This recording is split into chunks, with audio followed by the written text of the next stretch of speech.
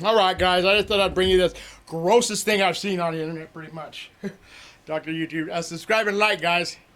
The internet, and welcome to another episode of the Spit Take. My name's Ugh. Jeff O'Brien. I'm the editor-in-chief of Crackdown. Despite what that magazine tells you, stars, they're not just like us. They were at a certain point, but then they got so famous that people stopped telling them the truth and started telling them whatever they wanted to hear. For instance, watch this interview with Alicia Silverstone, who participates in the controversial parenting technique of birding. What's birding, you ask? The horrifying possibilities slowly dawning on you? So the good news is she does not try to teach her children to walk by pushing them from the highest branch of a tall tree. The bad news is you're gonna wish it was that first one. Silverstone's practice of pre-chewing her son's food, feeding it to him like a mama bird. That's right, she chews up the food for her child and spits it directly into his mouth, which has been commended as a good way to pass on healthy enzymes by Silverstone, while actual nutritionists have called it gross. This interview is actually a great study in how celebrities go from normal to banana sandwich seemingly overnight. As Silverstone explains the horrifying story of how it started, her son coming at her mouth with his mouth open, watch what the interviewer does. And basically how it started was simply that Bear, when he was about 5 months old, I'd be eating and he'd come at me with his little mouth open and be on my mouth trying to get the food out of my mouth. And then after a while I started to think about how, Ugh. wow, so many parents... They're so out of touch with reality. And here my kid is basically trying to attack my mouth. Rather than making this face, face like, right there with you. See, that woman wants Alicia Silverstone to like her, so she tells her she's bravely starting a conversation. I didn't expect it to do what it did, but it started a conversation. Yeah. Instead of inventing the creepiest image of a mother feeding her son since that nursing 12-year-old in Game of Thrones. And we don't tell the truth to people who want to like us, except behind their back, like cowards. So with that in mind, here's a bunch of celebrities who have completely lost their grip with reality and who I would abandon every single one of my friends to hang out with.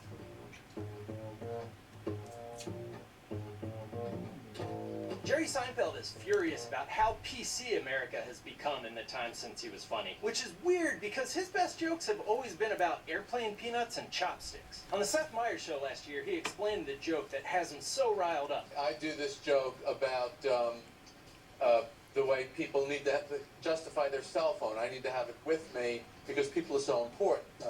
I said, well, they don't seem very important the way you scroll through them like a gay French king.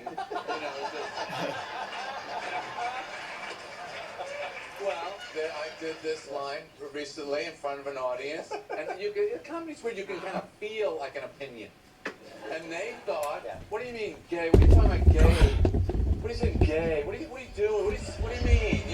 No, see, I think they're legitimately confused. See, it's a safe joke about the way people scroll through email, like kings picking a court jester to have beat up for their amusement. Bit of a false premise, since this isn't how people actually scroll through email, but you gave us 7 great seasons of comedy, so I'll pretend that's how they do it. But the French king in question needs to be dismissive and bored, neither traits associated with gay people. It would have been equally confusing if you'd said they scroll through their emails like a tall French king. In an episode of Comedians in Cars Getting Coffee, Seinfeld says, "Isn't it just a matter of time before transgender is just an airline? You get on one sex, you get off the other." Not a great Seinfeld. Anyways, clearly that sentence is supposed to be a joke because they use it to punctuate the scene.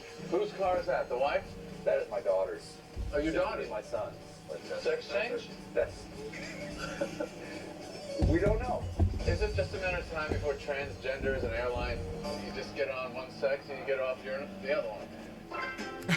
And if you told that to a crowd of people, you wouldn't get a laugh because, again, there's no joke there. There isn't even a smart observation. It's just gibberish. There's a creepy PC thing out there There that is. really bothers me. It's not that people are being too PC. Yes, they are, It's you that stupid. your edgy material is too No, it's incoherent. just that There's people- also this thing his daughter said to him that he calls creepy. I don't play colleges, but I hear a lot of people tell me don't go near colleges. They're so PC. Here, I'll give you an example. My daughter's 14. My wife says to her, well, in the next couple of years, I think maybe you're going to want to hang around the city more on the weekends so you can see boys. My daughter says, she says, that's sexist. Isn't that, it's amazing. That, they just want to use these words. That's racist. That's sexist. That's prejudice. They Yes, They don't even true. know what I'm talking about. Look, It's true. teenage kids say stupid shit. It's just that most people aren't courageous enough to throw their own children under the bus to prove their kid is a creep. But you showed her for maybe not wanting to spend her time chasing boys around New York like some sort of speedy Irish prime minister. What's the matter, Seinfeld? My Irish prime minister joke too real for you? That's pretty good. 300,000 people gathered in Philadelphia to see the Pope in person earlier this year, and someone was like, you know who should MC that event? Mark Wahlberg. From Boston, who's super awesome at pretending to be a dumb guy in movies and claiming he could have stopped the 9/11 hijackings in real life. That guy. That right there was truly the voice of an angel.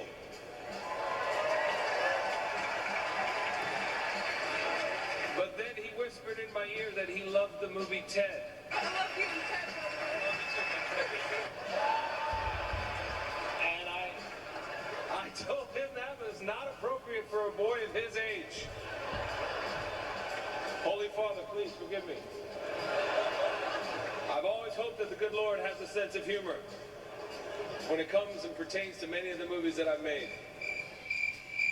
What's the matter? Not a fan of raunchy R-rated comedy franchise Ted the Pope? To be fair to Wahlberg, it's not totally absurd for him to assume the Pope is a huge fan of his movies, since when the Pope came to America, somebody asked Mark Wahlberg to MC the event. It's especially weird that Philadelphia, a city he's not even from, was the one who asked him, since his biggest connection to Philly is that football movie he starred in 9 years ago. Once again, earning their nickname, Philadelphia. We can't tell the difference between sports movies and reality.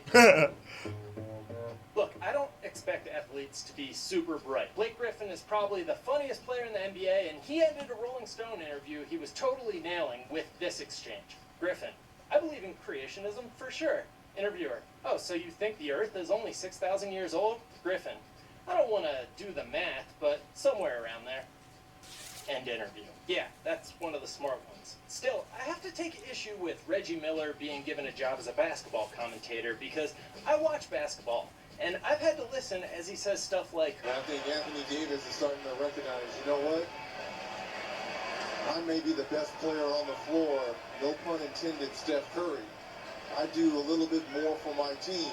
He doesn't follow that up with a pun. He's not at that time running across the court serving someone named Stephanie a bowl of curry or something. Reggie Miller just doesn't know what puns are. And that's not an isolated incident. Here he is during Derek Fisher's first game back to Utah after begging out of his contract with them to be closer to his daughter's cancer doctors in New York. These fans, to me, it shows somewhat of ignorance because this is a guy that's trying to do the best for his family. After Utah granted his release, Fisher signed with LA, which you might recognize as not closer to New York. People from Utah were pissed, since they don't like to admit what a boring place Utah is to live, and booed him in his first game back. Now here's Miller trying to make sense of the fairly straightforward story I just told you. Let's take away that he gave up $8 million. If you ask anyone in here, would they go to the lengths to do whatever it took for the best care for your daughter? Everyone in here would jump on that bandwagon, and that's why I think it's a little bit ignorant for these fans. Yeah, for being one of the best talkers in NBA history, Reggie Miller is really idiot talk. On the echo chamber of racism and insanity that is The View, Kelly Osbourne was trying to make a point about Donald Trump's stance on immigration. Let's see how she did. Sure. If you kick They're also every stupid. Latino out of this country, then who is going to be cleaning your toilet, Donald Trump? Oh, that's no. In the sense that, No. you know what I mean? Like, She's what a I'm saying racist. is There's more jobs to be. in LA, they always... Come on. Means Mexican people don't exist when they're not cleaning our toilets. Guys, don't twist her See words. how Hollywood is out of touch, guys. I